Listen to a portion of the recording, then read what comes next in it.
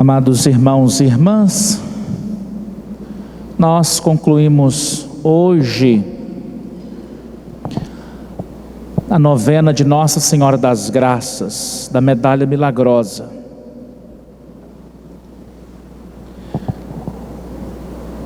A nona noite, terceira noite do Tríduo. E hoje eu queria meditar com vocês como que deve ser o seguidor de Jesus Cristo. E para isso eu vou retomar ainda o evangelho de ontem. Não sei se vocês se recordam, aquela viúva, aquela senhora que Jesus a observa colocando a oferta no tesouro do templo. Aqui no evangelho, algumas pessoas comentavam a respeito do templo que era enfeitado com belas pedras e com ofertas votivas. Pois bem, então eu queria pensar, meditar com vocês uma proposta de um ideal cristão. 3 defeitos que nós temos, 3 coisas feias que nós temos: soberba,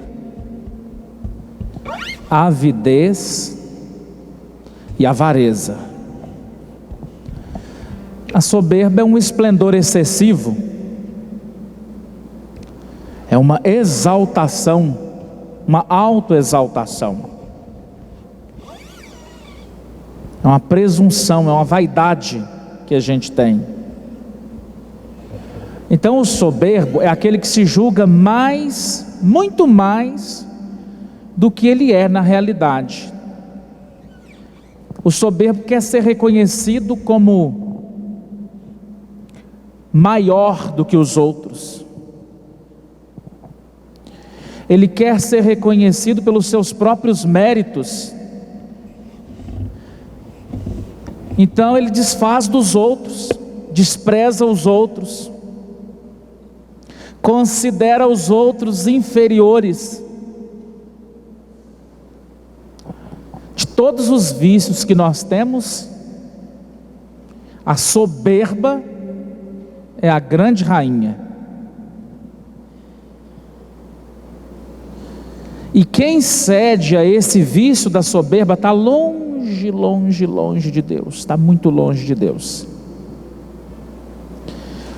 Porque no mal da soberba se esconde a pretensão de querer ser como Deus. Então a pessoa que é soberba, ela tem a cerviz dura, né? Isso aqui fica duro. Ou seja, pescoço duro, rígido, não se dobra. É uma pessoa que julga facilmente e com desdém, com ironia, julga a troco de nada da sentença da vida dos outros. Emite sentenças irrevogáveis contra os outros. E é difícil porque há muito pouco a se fazer com o soberbo. Não tem muito o que fazer com o soberbo, não. A pessoa doente de soberba não tem muito o que fazer. Porque o soberbo é impossível você falar com ele, e muito menos corrigir o soberbo. Sabe por quê? Porque ele não está em si, e está fora de si. Então é preciso ter muita paciência com o soberbo, com a soberba, porque vai ter um dia que a casa vai cair, que o edifício vai desabar. Por isso que tem um provérbio italiano que diz assim, que a soberba vai a cavalo e volta a pé. A gente não pode se esquecer que a salvação, se de todos os vícios a soberba é a grande rainha, de todas as virtudes, e a nossa salvação passa pela rainha de todas as virtudes, qual que é? A humildade. É o verdadeiro remédio contra toda soberba, não tem outro não. É a humildade. Humus. Eu sou terra. E do ponto de vista da fé, o humilde resiste à humilhação na fé, que ele confia em Deus. E a gente não pode se esquecer, hein, que Deus levou o povo no deserto para poder humilhar ele. Mas quem é que quer ser humilhado? A gente não entende isso, não entra na cabeça da gente não. Mas o humilde, ele resiste na fé, porque ele confia em Deus. E Deus levou o povo para humilhar o povo. Por isso que no Magnífica, Nossa Senhora entoa um cântico ao Deus, com o seu poder dispersa os soberbos. Ela entoa um cântico ao Deus, que com o seu poder dispersa os soberbos dos pensamentos doentios do coração. É inútil a gente tentar querer roubar algo de Deus como pretendem os soberbos, porque Ele dá-nos tudo. O Papa escreveu agora, dilexite-nos, amou-nos. Ele dá tudo que a gente precisa, então não adianta tentar roubar alguma coisa de Deus, como querem fazer as pessoas soberbas. Por isso que o apóstolo Tiago, quando ele se dirige à sua comunidade ferida, por lutas, por brigas que havia na comunidade, derivadas do orgulho, ele escreve assim: Deus resiste aos soberbos, mas aos humildes concede a sua graça. São Tiago escreve assim. Então vamos tomar cuidado com essa soberba que a gente tem, com essa autoexaltação, com essa presunção, com essa vaidade de se julgar mais do que na verdade é a minha realidade. E depois um outro defeito que nós temos e precisamos combater é a avidez. Olha gente, centenas de milhões de pessoas, talvez isso não faça parte da sua realidade, mas centenas de milhões de pessoas estão imersas na pobreza ainda, sem alimento, sem habitação, sem uma assistência médica, sem escolas, sem eletricidade, sem água potável, sem estruturas higiênicas que são indispensáveis para a nossa saúde. Centenas de milhões de pessoas ainda se encontram assim. E São João Paulo chamava esta realidade que a gente constata ainda hoje de globalização da indiferença. Quer dizer, uma estrutura de pecado, e nós vivemos nesse mundo globalizado e indiferente. Por quê? Por causa da avidez. É a idolatria do dinheiro. É a avidez e a especulação. Basta a bolsa cair, nossa, vira notícia. Então nós precisamos de solidariedade para uma economia da união, não para a divisão, mas com uma consciência clara e saudável de responsabilidade. Eu sou responsável por cuidar do outro, por cuidar deste mundo. E um outro defeito que nós temos e precisamos corrigir, queremos pedir a Nossa Senhora que nos ajude, que nos dê a graça, pelo menos a gente aceitar que temos isso, né? É a primeira coisa, porque se a gente nem aceita que tem isso, aí a soberba tomou conta. É a avareza, avarento. Por mais que você acumule bens neste mundo, por mais que você passe a vida toda acumulando,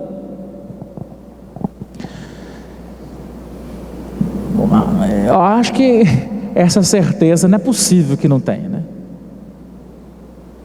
Estes bens que a gente passa acumulando, eles não caberão no caixão nosso, não cabem. Você não pode levar com você esses bens. Nós não poderemos levar esses bens conosco.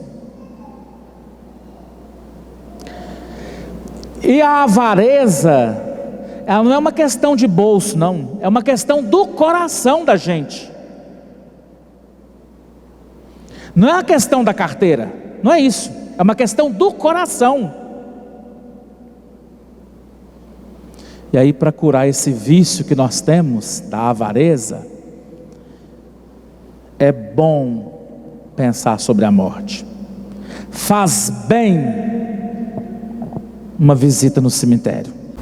Teve um senhor que eu conheci, e era um homem muito rico, casado, tinha uma mãe doente, e os irmãos se revezavam para cuidar da mãe. E ela costumava tomar um pote de iogurte pela manhã. Só que aquele senhor dava metade de manhã para a mãe e a outra metade à tarde. Sabe para quê? Para economizar. Para economizar. Guardava metade do iogurte para dar para ela à tarde. Isso é avareza, meu filho. Isso é apego às posses. Acorda. E esse senhor morreu. E os comentários no velório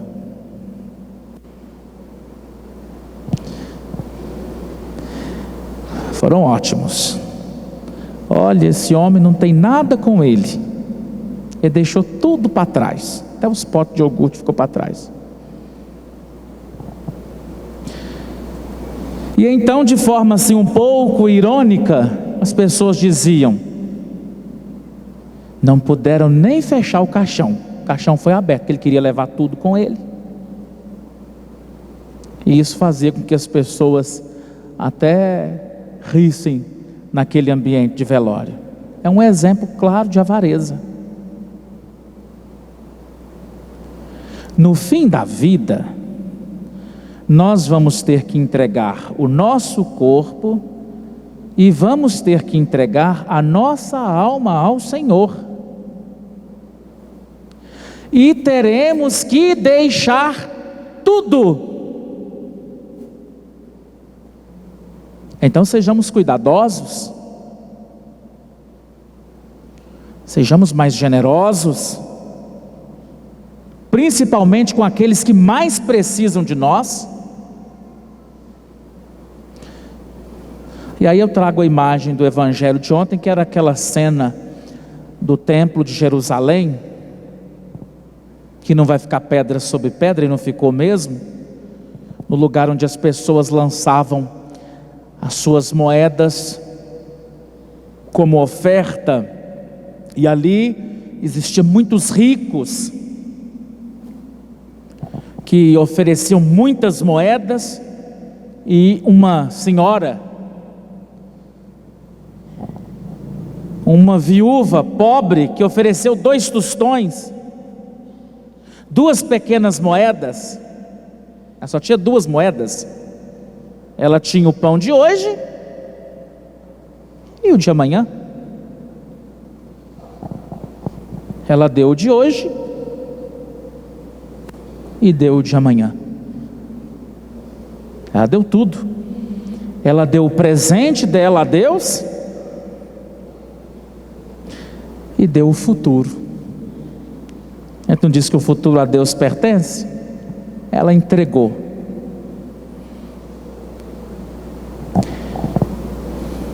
E os ricos deram, mas com grande ostentação. Mas deram aquilo que era supérfluo.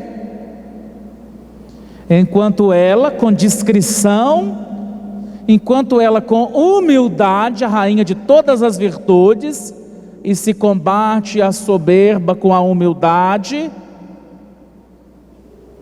ela ofereceu, ela deu tudo que ela tinha para o seu sustento. Por isso Jesus disse assim: ela deu mais que todos.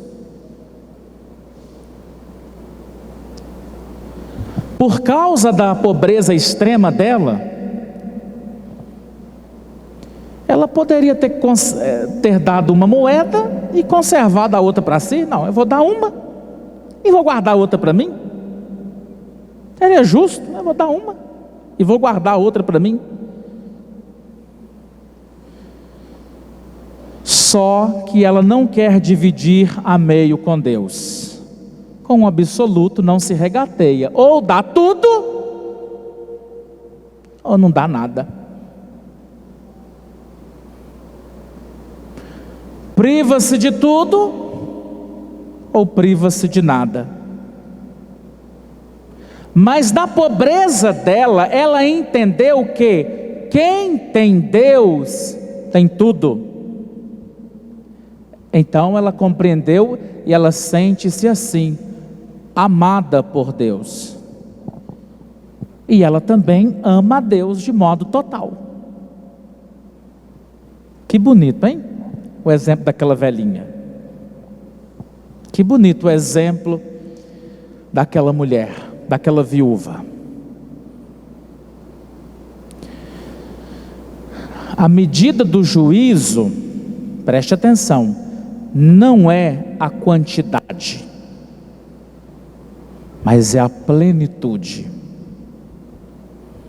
Existe uma diferença que a gente precisa pensar, que a gente precisa refletir entre quantidade e plenitude. Você pode ter muito dinheiro, mas ser vazio. Por quê? Porque não há plenitude no seu coração. Então, medite sobre isso. Medite sobre a diferença entre quantidade e plenitude.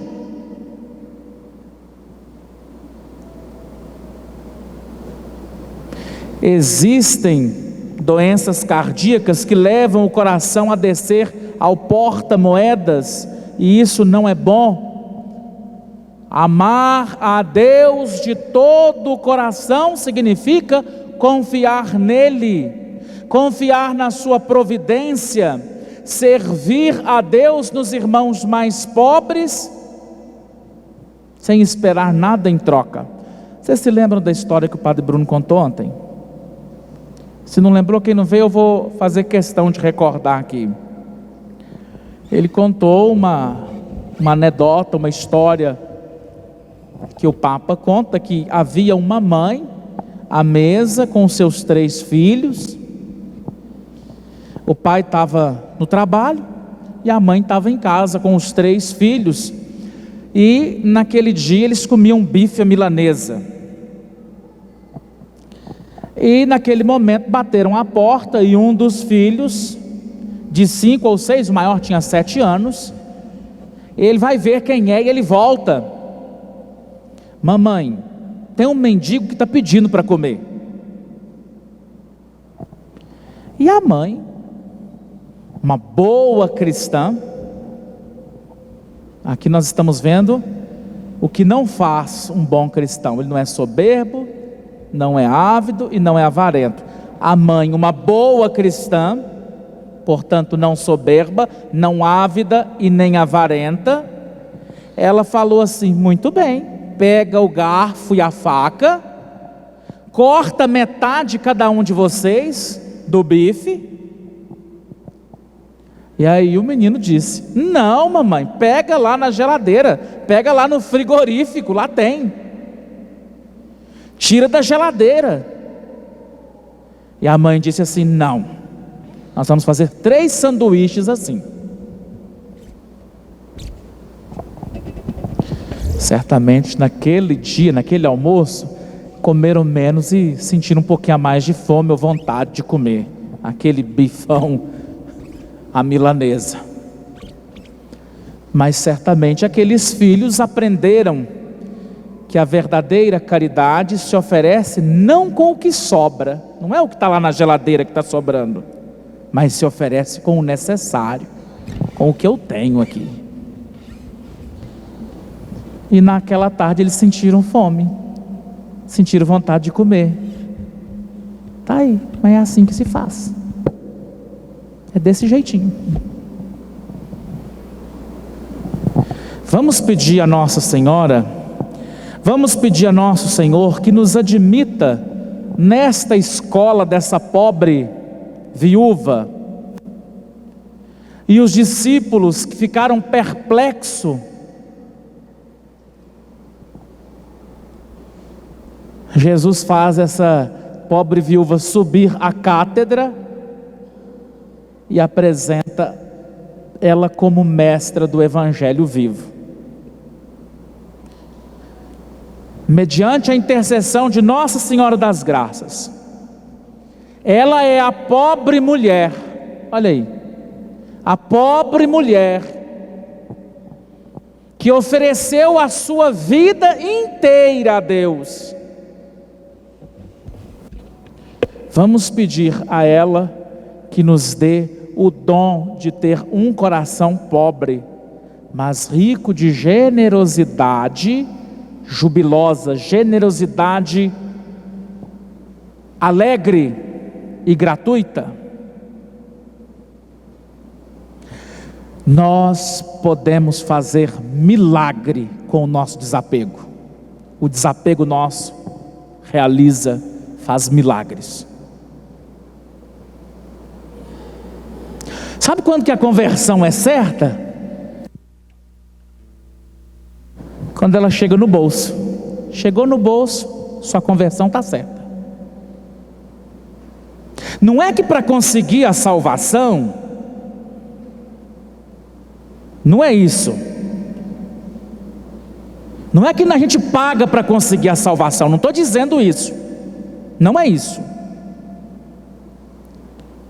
Mas manifestamos que no mundo que idolatra o dinheiro, no mundo egoísta, nós estamos mostrando que um certo desapego em relação a ele, em relação ao dinheiro, faz bem e pode ser um sinal positivo.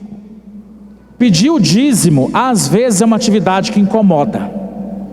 É chato, perdoe pra caramba. Incomoda para quem pede, é fastidioso. Para quem pede e para quem fica ouvindo. Mas como é que a gente pode fazer para a gente se reconciliar com esse assunto? O que nós podemos fazer? Porque na antiga aliança, no Antigo Testamento, era obrigatório e não se discute.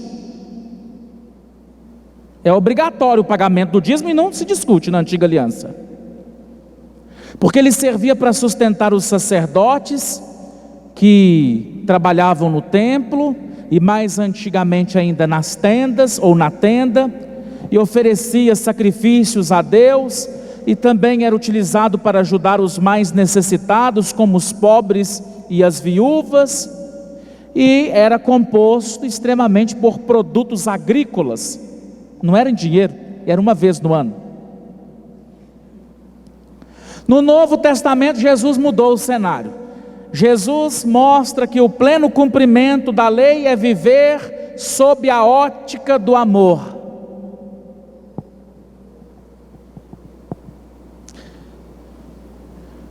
Mas que os ministros do altar vivam dignamente, que a igreja, que o templo seja um local apropriado para o culto e que principalmente, aqui estou falando das dimensões do dízimo, viu? Os ministros viverem dignamente, o local apropriado, bonito, bem cuidado, e os pobres assistidos em suas necessidades, principalmente.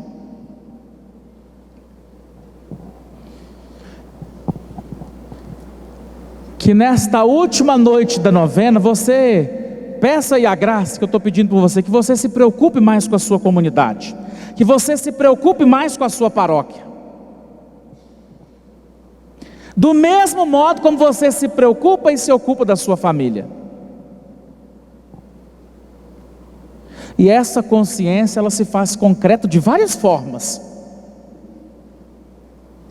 Doando uma quantia mensal que brota da liberdade e da generosidade, doando em cada missa,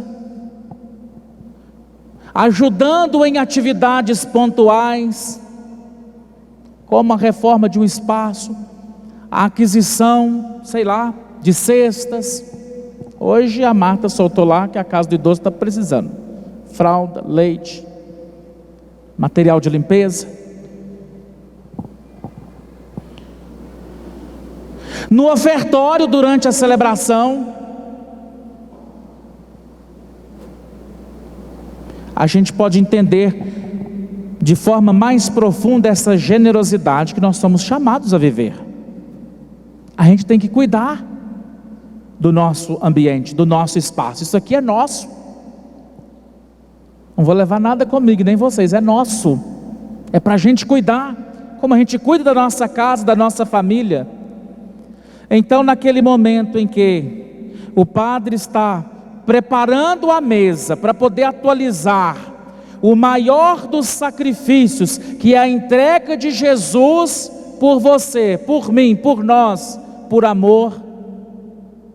E nós, e você, seja levando o pão e o vinho até o altar, seja fazendo a sua doação material, você está mostrando a sua participação nesse mistério e nessa entrega maior de Jesus. É assim que a gente participa do mistério.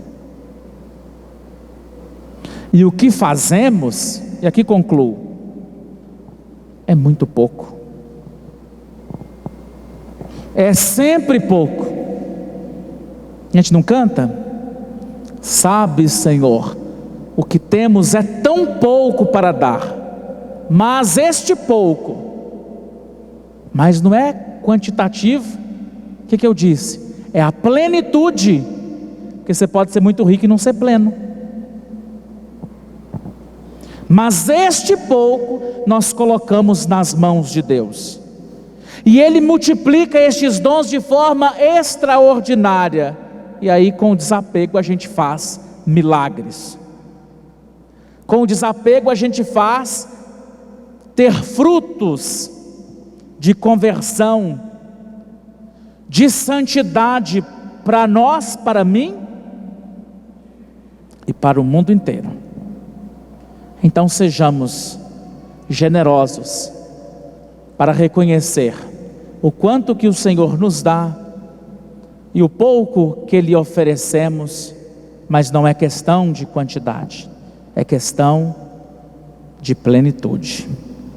Mas o soberbo, o ávido e o avarento está aí se debatendo, não entendeu nada do que eu falei. Louvado seja nosso Senhor Jesus Cristo.